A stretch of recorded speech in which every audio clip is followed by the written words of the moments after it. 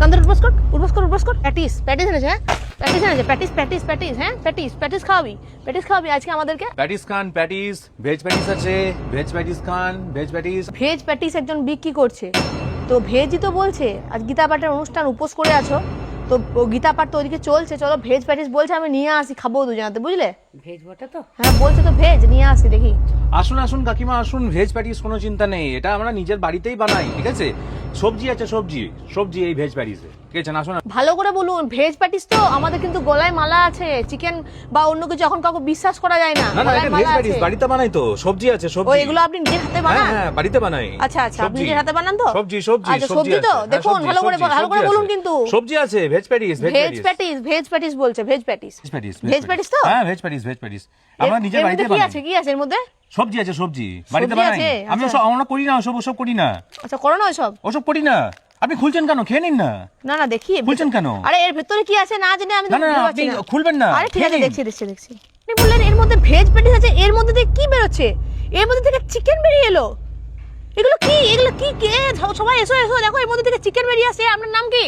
আজকে গীতা পাঠের জন্য আমরা উপোস করে এসেছি, সকাল থেকে কিছু না খেয়ে নির্জলা উপবাস করে আমরা গীতা পাঠের মঞ্চে এসেছি। এখানে লক্ষ মানুষ এসেছে, সেখানে তুমি এক ধর্মবিরোধী, তুমি এসে আমাদেরকে চিকেন প্যাটিস খাওয়াচ্ছ। এগুলো আমাদের খাবার জিনিস। নাম বাতাও, তোমার নাম কি? মোহাম্মদ হাফিজুল। তুমি কি ইচ্ছা করে এখানে এসে আমাদেরকে এরকম চিকেন প্যাটিস খাওয়াচ্ছ? ইচ্ছা করে তোমরা আজকে এসেছো না? এটা পুরোপুরি পরিকল্পিতভাবে এসেছো আমাদেরকে এভাবে এগুলো খাওয়ানোর জন্য। কে পাঠিয়েছে তোমাদের কে পাঠিয়েছে? প্যাটিস এনেছে, হ্যাঁ প্যাটিস খাওয়াবি আজকে আমাদেরকে। আজ আমাদের ধর্মের দিনে তোরা প্যাটিস খাওয়াবি। আজকে এগুলো ওদের খাবার জিনিস, বুঝলি? এগুলো আজকে আমাদের খাবার জিনিস নয়। কান্দর উঠবস কর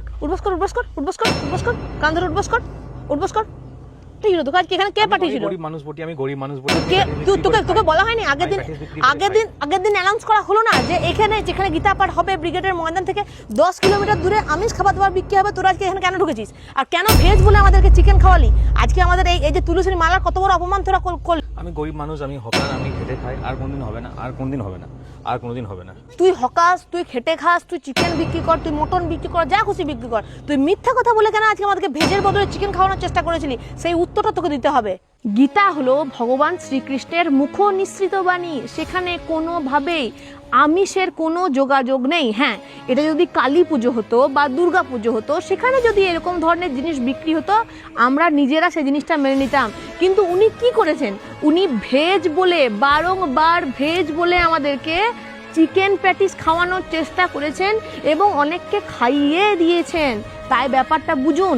আমাদের ছোট ভাই সৌমিক গোলদার এর প্রতিবাদ করায় আমরা সবাই হিন্দুরা মিলে ওর পেছনে পড়েছি এবং ওকে অকথ্য ভাষায় নানান রকম কথা শোনাচ্ছি। বাহ রে হিন্দু বাহ। আজ যদি আপনার মসজিদের সামনে আমরা গিয়ে আপনাদের নিষিদ্ধ মাংস নিয়ে বসি বা আপনাদের নিষিদ্ধ জিনিসপত্র নিয়ে বসি, আপনারা মেনে নিতে পারবেন? আমরা যদি গির্জায় গিয়ে গির্জার নিষিদ্ধ জিনিসপত্র নিয়ে বসি, আপনারা মেনে নিতে পারবেন? সেই রকম ভাবেই আমাদের ধর্মীয় ভাবাবেগে প্রচন্ড আঘাত লেগেছে এবং সেই প্রতিবাদ করেছে সৌমিক গোলদার সঙ্গে আরো 18-20 জন। 18-20 জনের মধ্যে আজকে সৌমিক গোলদারকে টার্গেট করে নানান রকম ভাবে অনেক কিছু বলা হচ্ছে এবং সে কিন্তু ওই প্যাটিস বিক্রেতাকে মারধর করেনি, সে শুধু তার উপর চিৎকার করেছে। কিন্তু যারা ওর গায়ে হাত দিয়েছে তাদের কোনো খোঁজ খবর নেই। আর একা সৌমিক গোলদারের উপরে এই জিনিসটাকে নিয়ে আজকে রাজনীতির নেতারা সৌমিক গোলদারকে নিয়ে এক বিরাট রাজনীতি করে ফেলেছে। হ্যাঁ, আইনের কাজ আইন করবে, আইনকে আইনের কাজ করতে দিন।